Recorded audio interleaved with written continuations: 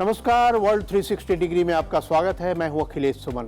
प्रधानमंत्री नरेंद्र मोदी ने नेपाल के प्रधानमंत्री पुष्पकमल दाहाल प्रचंड के साथ 1 जून को दिल्ली में पत्रकार वार्ता की।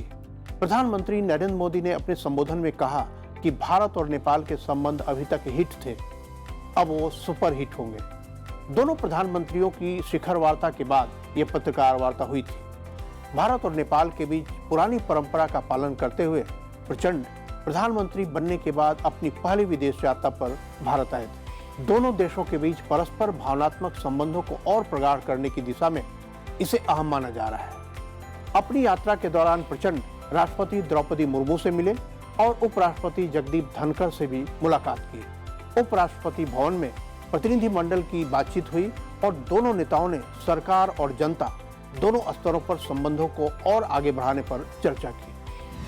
तो आइए देखते हैं ऐसा क्या खास हुआ कि भविष्य में दोनों देशों के बीच संबंध सुपर हिट होने के मार्ग पर चल पड़े। प्रधानमंत्री नरेंद्र मोदी ने अपनी पिछली यात्रा के दौरान नेपाल में कहा था कि भारत और नेपाल के संबंध हिट होंगे। उनका तात्पर्य हाईवे, इन्फोवे और ट्रांसवे के विकास से था। ये तीनों वर्टिकल आज काफी समृद्ध हो गए। तो अब हिट से सुपर हिट होने का समय आ गया है और इसका मतलब ये है कि भारत और नेपाल के संबंध अगले पायदान पर ले जाएंगे। तो क्या खास बातें हुई दोनों प्रधानमंत्रियों की शिखर वार्ता के दौरान? दोनों प्रधानमंत्रियों के बीच कई मुद्दों पर विशेष चर्चा हुई। इनमें विरोधी विदेशी ताकतों से रक्षा, अपराधियों और आतंकवादियों पर नकेल, सीमा पर शांति और स्थिरता, व्यापार और विकास में सहयोग, रेल सड़क संपर्क तथा क्षेत्रीय ऊर्जा सुरक्षा सुनिश्चित करने जैसे विषय शामिल हैं। दोनों देशों के बीच नए रेल संपर्क के साथ जल मार्ग भी बढ़ाए जाएंगे। भारत के विभिन्न संस्थानों में नेपाल के राजनयिकों और रेल कर्मचारियों को प्रशिक्षित भी किया जाएगा। तो कौन सी महत्वपूर्ण घोषणाएं हुई शिखर वार्ता के दौरान? नेपाल ने हाल के वर्षों में पन बिजली उत्पादन में अभूतपूर्व उपलब्धि हासिल की है। आज से 10 साल पहले नेपाल में बिजली उत्पादन सामान्य से काफी कम था। आज वो भारत को 452 मेगावाट बिजली निर्यात कर रहा है।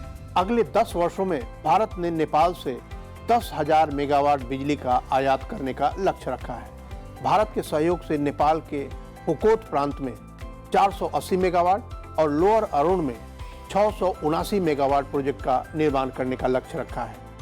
इससे नेपाल को भारी आमदनी होगी। नेपाल बरास्ते भारत बांग्लादेश को भी बिजली निर्यात कर पाएगा। भारत ने इसके लिए नेपाल को 40 मेगावाट तक बिजली भेजने के लिए सहमति दे दी है। दोनों प्रधानमंत्रियों ने गोरखपुर बटवाल ट्रांसमिशन लाइन का शिलान्यास किया।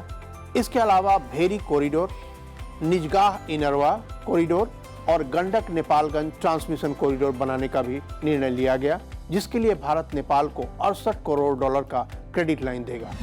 नेपाल की ऊर्जा आवश्यकताओं को पूरा करने के लिए भारत पेट्रोलियम पाइपलाइन का भी विस्तार करेगा।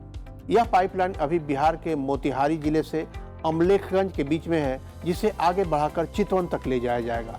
इसके अलावा सिलीगुड़ी से नेपाल के झापा तक एक नई पाइपलाइन भी बनाई जाएगी।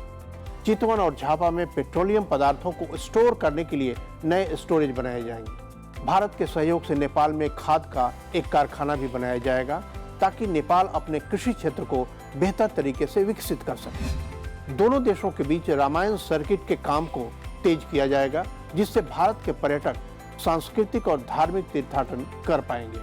इससे नेपाल की अर्थव्यवस्था को भी बल मिलेगा। भारत और नेपाल के बीच एक नई ट्रांजिट ट्रीटी का भी हस्ताक्षर हुआ। इससे दोनों देशों के बीच व्यापार को गति मिलेगी। रुपईडीहा और नेपालगंज में 2 इंटीग्रेटेड चेक पोस्ट का उद्घाटन भी हुआ। इसके अलावा भारत के सुनौली और नेपाल के भैरहरवा में नए इंटीग्रेटेड चेक पोस्ट का शिलान्यास हुआ। पश्चिम नेपाल के दोधरा चांदनी में भारत की मदद से एक और चेक पोस्ट बनाने पर सहमति बनी और भारत की मदद से महाकाली नदी, सिरसा और झूला घाट में 2 पुल बनाए जाएंगे, दोनों देशों को जोड़ेगा। पहली बार दोनों देशों के बीच सीमा पार मालवाहक ट्रेन का दोनों प्रधानमंत्रियों ने वर्चुअल मोड में हरी झंडी दिखाकर शुभारंभ किया। भारत ने जयनगर कुर्था रेल लिंक नेपाल को सौंपा। इसके अलावा डिजिटल पेमेंट सिस्टम यानी पेटीएम जैसे लेन देन की प्रणाली लागू करने के लिए भी दोनों देशों के बीच सहमति बनी और इसे जल्द लागू कर दिया जाएगा। तो सवाल है कि इससे किसको होगा फायदा? नेपाल और भारत दोनों को सुपरहिट संबंधों से फायदा होगा। नेपाल में रोजगार के अवसर बढ़ेंगे और सरकार की झोली में पैसा आएगा जो विकास कार्यों पर खर्च किया जा सकता है। नेपाल की प्रगति से भारत को सामरिक, आर्थिक और राजनीतिक फायदा है। पड़ोस की खुशहाली से दोनों देशों के बीच पर्यटन भी बढ़ेगा। साथ ही सीमा से जुड़े मामले बातचीत से सुलझाए जा सके। तो आज की रिपोर्ट में बस इतना ही। नमस्कार।